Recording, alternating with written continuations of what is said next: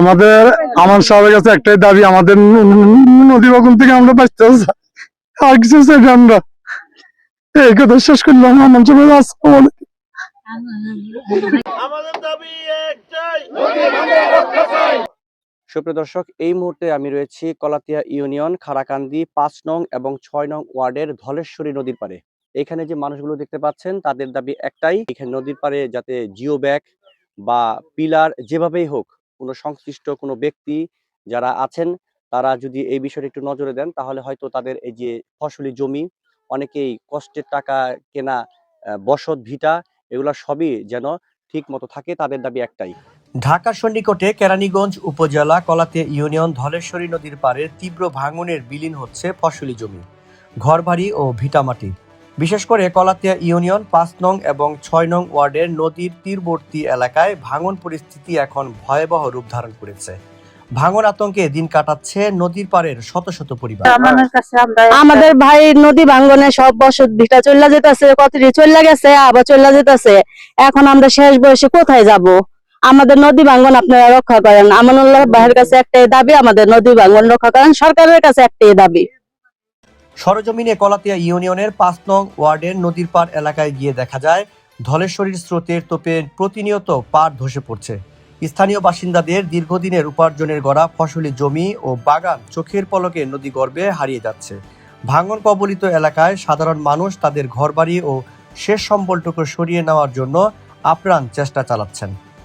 অনেকেই তাদের পৈতৃক ভিটামাটি হারিয়ে নিঃস্ব হয়ে পড়েছেন। স্থানীয় কৃষকদের দাবি, যেভাবে ভাঙন চলছে তাতে দ্রুত ব্যবস্থা না নিলে মানচিত্র থেকে বিশাল একটি অংশ নদীর গর্ভে হারিয়ে যাবে। আমাদের একটাই দাবি যে বর্তমান এমপি মহোদয় আলহাজ আমানুল্লাহ আমান সাহেবের নিকট একটাই দাবি যে আমাদের এই নদী ভাঙন থেকে নদীকে রক্ষার জন্য এবং এই গ্রামকে রক্ষার জন্য স্থায়ী একটি বেড়িবাঁধ নির্মাণের জন্য আমান সাহেবের কাছে আমাদের আকুল আবেদন। আমরা সবাই চাই অতি দ্রুত যেন তিনি একটি স্থায়ী বেড়িবাঁধের জন্য ব্যবস্থা করেন।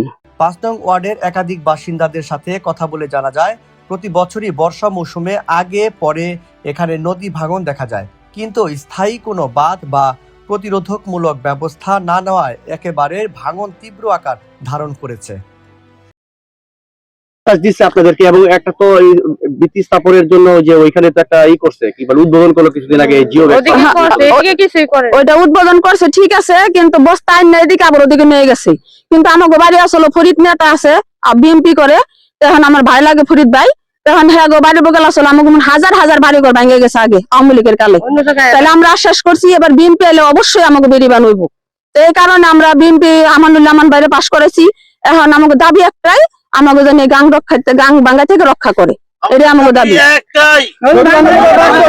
আমরা আর কিছু আমানুল্লাহ আমান সাহেবের কাছে কিছু চাই না। আমাকে এটাই, আমাকে সব গরিব যারা আছে সবাই গরিব, কেউ বড় লোক না, কেউ সামর্থ্য আছে কেউ নাই, কিন্তু আমাকে একবার ভেঙে গেছে বাড়িঘর, অনেক বাড়িঘর ভেঙে গেছে, কিন্তু এখন আবার বর্তমান ভেঙে গেছে। এবার ভেঙে গেলে যে কই যাবো, আমাকে কোনো রক্ষা নাই। তাই আমান সাহেবের কাছে আমাকে একটাই দাবি, আমাকে এটা থেকে রক্ষা দেয় গাং বাঙ্গার থেকে।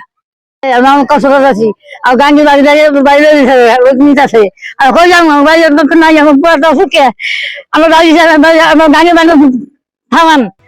কলাতিয়া ইউনিয়নের এই ৫ নং এবং ৬ নং ওয়ার্ডের ভাঙন রোধে পানি উন্নয়ন বোর্ড এবং স্থায়ী প্রশাসনের জরুরি হস্তক্ষেপ কামনা করেছেন সর্বস্তরের মানুষ।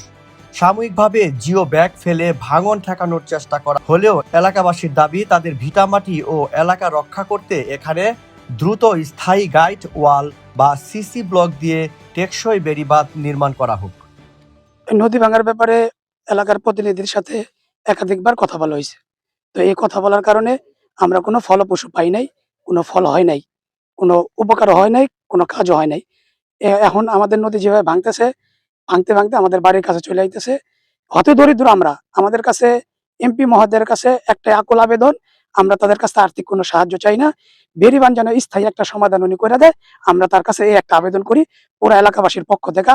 আমাদের ৫ নং ওয়ার্ডের মধ্যে কোনো উন্নয়ন কাজ হইতেছে না বা এই ব্যাপারে কেউ কোনো ভ্রুক্ষেপ করতেছে না, এটা যেন আমাদের এমপি মহোদয় অচিরেই স্থায়ী একটা সমাধানের ব্যবস্থা করে, এটা আমাদের কাছে তার একটা আকুল আবেদন। আমাদের দাবি হইলে আমানুল্লাহ আমান সাহেব আমাকে আশ্বাস দিছিল যে আমি যদি পাশ করতে পারি তাহলে আমরা এই জায়গায় বেরিমান করে দিব এখন হরজতপুর তুরি তো এখন তো আমানুল্লাহ আমান সেদিনও বলে গেছে। আমাদের এই এলাকার সহ দেন এই নদী ভাঙ্গুলিতে ভেঙে যেতে আছে, এলাকার অনেক ঘর বিলীন হয়ে গেছে এবং জমিও বিলীন হয়ে গেছে। অনেক দূর দূরান্ত থেকে এইখানে এই বাড়িঘর করছে, নদী ভাঙ্গল থেকে এইখানে ভাঙ্গলের মধ্যে পড়ছে। এটা সরকার যেন এটার দিকে একটু ভূমিকা দেয় এবং আমাকে এই ভাঙ্গল থেকে একটু রোধ করে দেয়, এটাই আমাদের সরকার কাছে কেন দাবি। আমরা তো কিছুদিন আগে দেখলাম যে ওইদিকে জিও ব্যাগ, তারপরে আরো অনেক কিছু ফেলানো হচ্ছে। ফালাইলে ওদিক দিয়ে ফালাইছে, এদিক দিয়ে কেউ ফালাই নাই। এইটা আস্তে আস্তে ফালাবার কথা কিছু কিছু বস্তা ফালাইছে, এত ফালাই নাই। এখন তো দেন দূরত্ব ভাঙতেছে এই এলাকা। আপনারা কি এই বিষয় নিয়ে কোনো আবেদন আগেও করছে, অনেক ই করছে, এগুলা ভূমিকা দেয় না কেউ। আমাদের এই 5 নম্বর ওয়ার্ডে যত বাড়ি ঘর আছে প্রায় পুরো একটা গ্রাম নিয়ে, এই গ্রামের বাড়ি ঘরগুলো সম্পূর্ণ নদীতে বিলীন হয়ে যেতেছে। যদি আমাদের দিকে মহব্বত থাকে আমান সাহেবের, যদি আগামী দিনের আশা ভরসা থাকে, তাইলে জানি এই গ্রামের মানুষগুলোকে জানি উনি নিজ মনে কইরা জানি রক্ষা করে, বাঁধের ভাঙন থেকে যেন উনি বাঁধের ব্যবস্থা করে দেয় কিছুদিনের ভিতরে, এইটাই আমাদের দাবি। এখানকার স্থানীয় যারা রয়েছেন 5 নং ওয়ার্ডের দুঃখী মানুষগুলো, নদী পাড়ের যে মানুষগুলো, সেই মানুষগুলোর কষ্ট দুর্দশা নিয়েই আপনাদেরকে আজকে দেখানোর চেষ্টা করলাম। নদী ভাঙন নিয়ে এই নদী পুরো একটি গ্রাম, পিছনে যে খালি জায়গাগুলো, যে পিছনে যে নদীগুলো দেখতে পাচ্ছেন, এগুলা কিন্তু পুরো একটা গ্রাম ছিল। এই গ্রাম একেবারে চলে গেছে, যাও একটু বাকি আছে, এগুলো মনে হয় থাকবে না যদি নাকি এখানে কোনো ধরনের বস্তা বা নদী ভাঙানে কোনো রোধ যদি না করে, তাহলে এই গ্রামটাও ঠিক চলে যাবে নদীর গর্ভে। এখানে যারা আছেন তাদের দুঃখ কষ্ট নিয়েই আপনাদেরকে আজকের ভিডিওতে তুলে ধরার চেষ্টা করলাম। সবাই ভালো থাকবেন ও সুস্থ থাকবেন। আসসালামু আলাইকুম।